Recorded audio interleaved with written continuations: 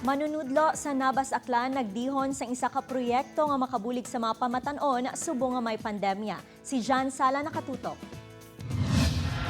Kilalang banwas ang Nabas Aklan sa mga produkto nga human sa nito kag bariwa, kaangay isang banig kag iban pa nga mga handicrafts. Gani isang nagsugod ang pandemya na isipan sang manunudlo kasi Marvin John kasidsid nga gamiton ini bilang sentro sang iya programa para sa mga kabataan.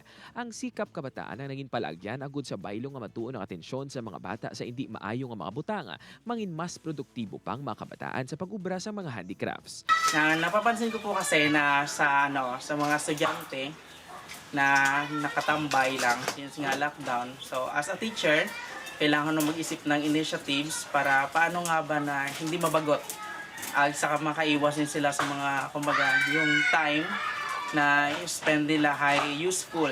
Kaya yung ginawa ko po is, ginawa ko yung native products, yung Sikap Kabataan Native Products Manufacturing, para at least po ay magkaroon sila ng center, learning center. Kaya nabuo po siya. Maluwas sa mangin creative outlet, tinutuyo man sang grupo nga mahatagan sang alternatibo nga palangitan anang mga kabataan. 16 tanan ka mga kabataan ang miyembro sang grupo, kag hindi lang basta-bastang mga disenyo sang ilang mga produkto, kundi export quality pa bangod tuman katahom. Nag-start po siya sa 4 na member.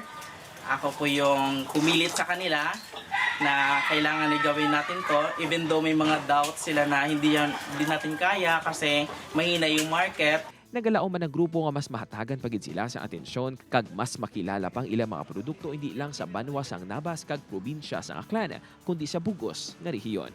Balita alin sa banwas ang Nabas Aklan, John Sala. 1. Western Visayas.